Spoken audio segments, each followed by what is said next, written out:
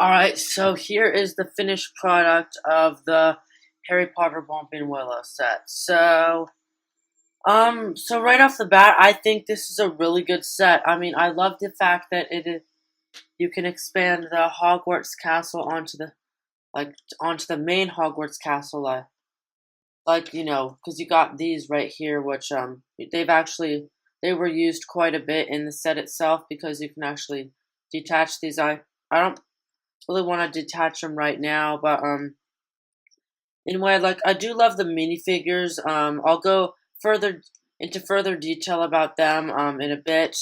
So the Whomping Willow does have a play feature. See, it'll spin. I mean, I was expecting these to do a bit more, but it's not a huge deal. I mean, at least it does. You can do this, so it actually does feel like the Whomping Willow. So anyway, let's move on to the minifigures. So here is Harry Potter. So this Harry Potter is the one from the Chamber of Secrets. So yeah, he's got the same wand as the one in the Hogwarts Express. Different jacket this time. Everything else is basically the same. So let's move on to Ron. Alright, so here is Ron Weasley. So this is also the one Ron from the Chamber of Secrets. Nothing new from the Hogwarts Express. It's just a new shirt. Nothing really else to say about him. So here is Argus Filch. Now, I do think he is a really cool designed minifigure. He's got like that bald head. He's got this cool lantern piece that I don't actually have. He's got like that kind of like worn out jacket. Although my only problem with him is that it didn't come with his cat, Mrs. Norris, which didn't really make sense because there's plenty of cat pieces out there. So, adding one piece isn't a huge deal. So, that's my only complaint with his figure. So, let's move on to Seamus. So, here is Seamus Finnegan. So, it was a bit odd to get him in the set. I think it would have made a bit more sense to add him in the minifigure packs, but I mean, honestly, I don't mind it too much, but because at least he actually is a thing. So yeah, he's got okay. So he's got like the wand colors the same as Hermione's. His face print is pretty simple. It's fairly accurate. My problem with him is his hairpiece, like his hair doesn't really stick up in the movies. I don't really know what he actually looked like in the books. But his Hogwarts uniform is what you'd expect. So I guess apparently these Hogwarts uniforms, like they don't have the oh, I dropped it again. Wow. Okay. So these Hogwarts uniforms, I guess, don't have the Gryffindor patch on it. So I mean, it might just be me that I guess I forgot that they didn't have them. But anyway, let's move on to Hermione. So here is Hermione. It's basically the same Hermione from the Hogwarts Express, except she is wearing her Gryffindor robes. So I already talked about the Gryffindor robes. I already talked about Hermione back in the last video. So there is honestly nothing else to really say about her. So let's move on to Severus Snape. So here is Professor Snape. Now, he has a black wand, unlike everyone else, which, that actually makes sense because if you know his character, so anyway, this is based on, the first 3, 4 books, I guess. He's got, like, the purple shirt underneath, like, his black robes. His hairpiece, it's what you'd expect. Is pretty accurate to him. I really do like his face. Wait, I think, oh yeah, he actually does have a double-sided face, so it's like an angry face. I haven't actually shown the double-sided faces on, anyone. I don't actually know why, but, he's actually got, I like how, the prints on his torso go down to his leg prints. So there's nothing really else to say about the minifigures, so let's move on to the build. So here is the Weasley's Ford. It's, a Ford something or other. I do not know how to pronounce it. I'm not going to try to pronounce it. But anyway, it is a pretty solid build. I mean, I do feel like the wheels are a bit small, but they still fit with the design. And then the trunk opens, which is cool. You got the suitcases. Doors open as expected.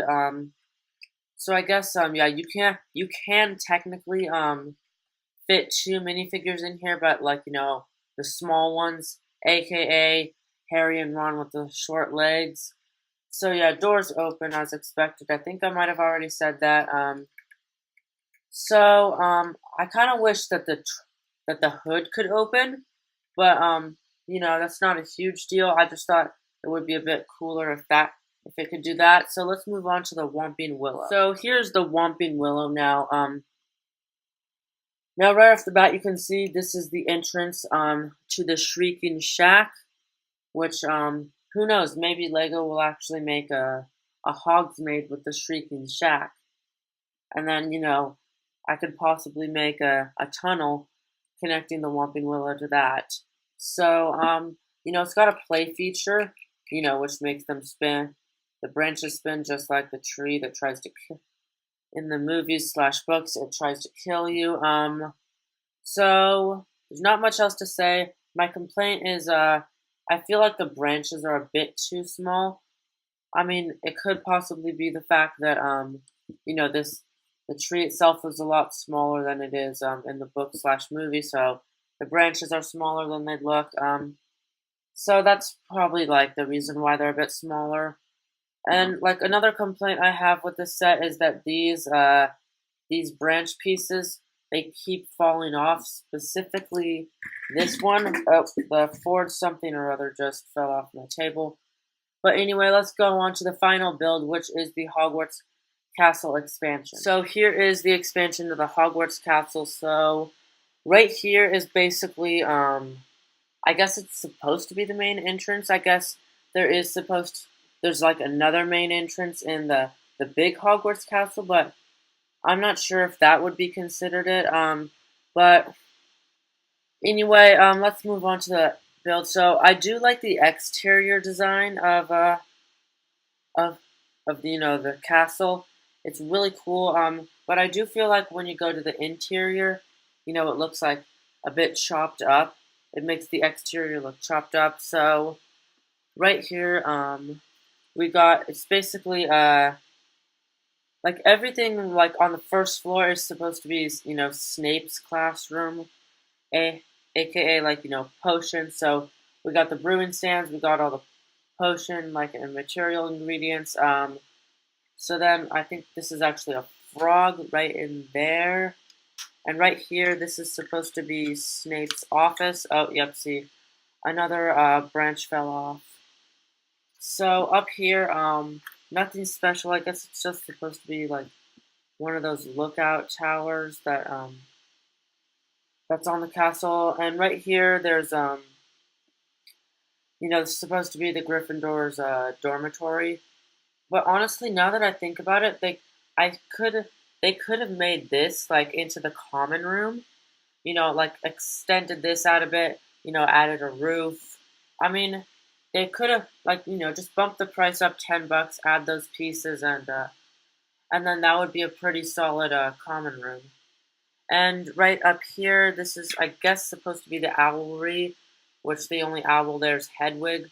But I do not have Hedwig, so that's actually pretty cool. So, everything else, nothing special. There's the super small, tower, just a lot of walk / lookout space. So, everything else, like, nothing special. I mean, I do really like, the interior designs for, like the Snape's office, the classroom. I mean, I do feel like the dormitory is a bit bland, but it's an average interior design. But anyway, I still think that it is a really solid design. But anyway, if you like this video, you can give it a like. If you want to see more of this kind of content, you can subscribe and leave me your thoughts about the Harry Potter Whomping Willow set in the comments section below. And as always, I'll see you guys next time.